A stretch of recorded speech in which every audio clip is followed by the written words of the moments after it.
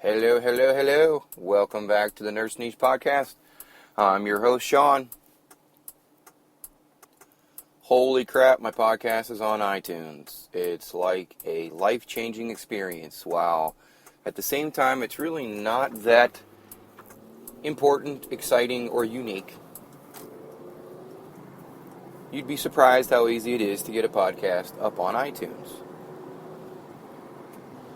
Nevertheless, I'm now part of the cult of the podcasters. Getting the hang of this thing. Once again, not going to repeat myself. Sound quality is going to have to deal with it right now. Mic from the headphones, blah, blah, blah. Keeping it sort of simple from the back end perspective.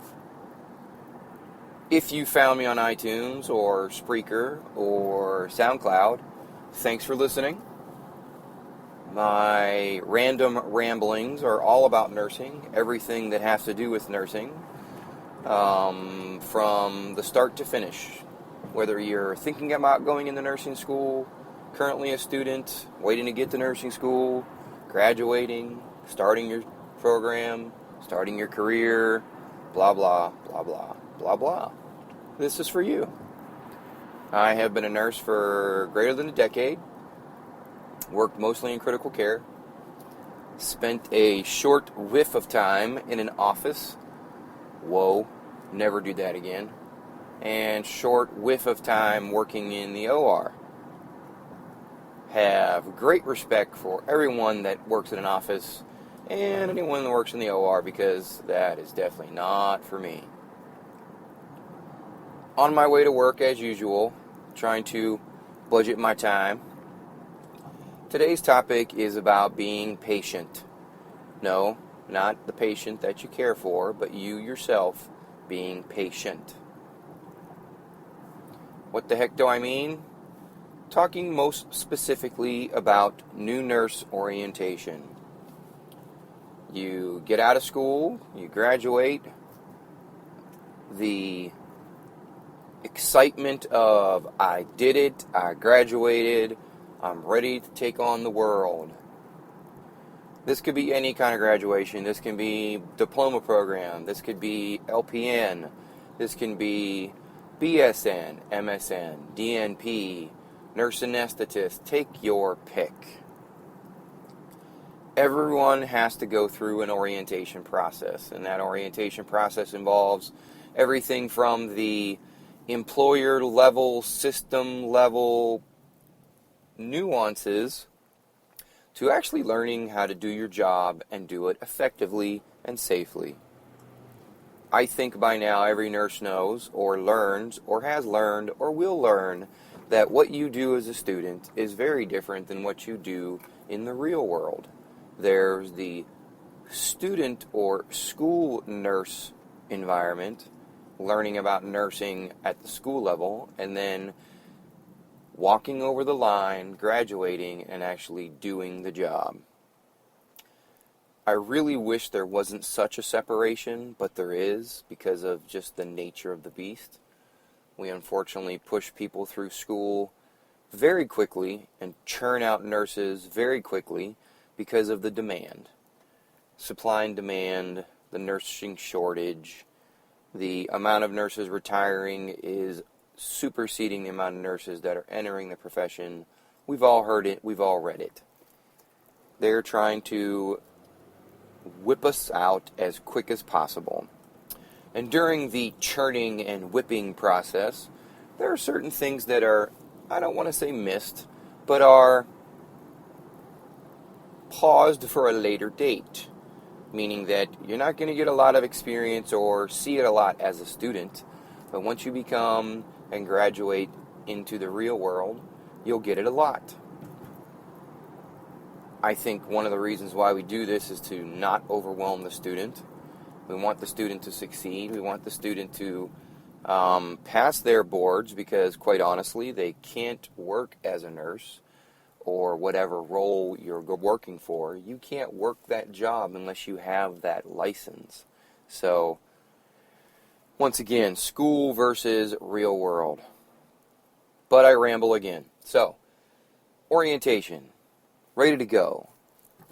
green behind the ears, cape on, ready to save the world, and you're given assignments and you're given responsibilities and you're learning your job and you realize, I can do this, I'm ready, get me off of this boring orientation. And that may last a week, a day, weeks, I don't know. Every nurse, every orientation, every process is a tad bit different. And I can say this because I've worked in multiple hospitals and hospital systems. Some orientation doesn't even have a time frame. It's, let's see how you do, we'll work from there, to others having a specific time schedule, time frame, one task to the other, check mark after check mark, until you've done all these things, and then maybe we'll let you get off orientation. Most nurses, and I'm being very gracious by saying most nurses, is that the majority of nurses out there want to get out there and do the job.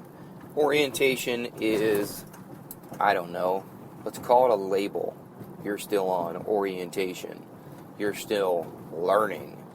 So making the leap from the orientee to full staff is a coming of age kind of it's a moment in time that everyone waits for, that, ta-da, I'm finally done, I'm finally over it, I'm finally on my own.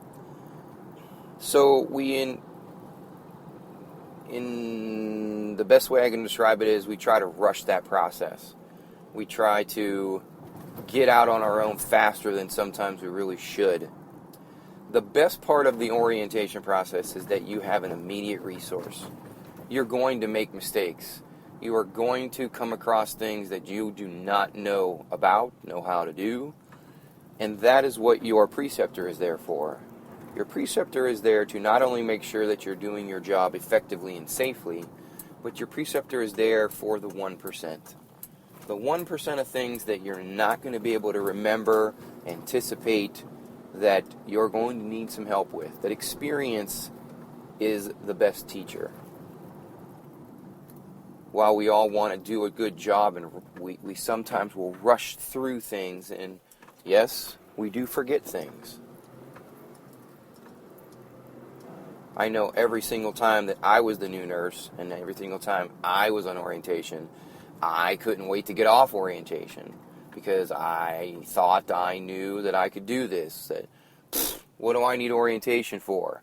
I've already proven myself. I'm ready to go. And every single time I was proven wrong. The whole point of this podcast is to be patient.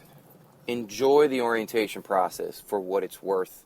Take advantage of all the resources and ask all of the questions, whether they are small or large, whether you think you feel stupid by asking the questions or not. You need to ask questions until you're blue in the face. What about this? What about that? Think about this scenario and that scenario. Is there a different way of doing this? Why do we do it this way and not that way? You need to exhaust your mind with the whys. But while you're at it, make sure that you do everything you need to get done on orientation. And if that happens in a timely manner, then take it upon yourself to talk with your preceptor to figure out, when am I ready? I think I'm ready. Don't you think I'm ready? It's time. And ultimately, you're never going to learn everything you need to learn while you're on orientation. The idea is to prepare you at the basic level to get you ready to do your job the best you can and to serve your patients in the most effective manner. New nurse, seasoned nurse, orientation, be patient, and learn. Thanks again for listening. You have been boring yourself by listening to the Nurse Niche podcast with me, your host, Sean. As usual, if you have any questions, comments, concerns, suggestions, drop it to me on any of the social media that I'm on. I'm on Twitter at I Am Unafraid. Facebook, my name, Sean Dent. I have a Facebook fan page. I am Sean Dent. I'm on Instagram, Sean Dent. It's pretty self-explanatory. If also all else fails, find me on the internet under SeanDent.com. Have a great one, folks. Be safe out there.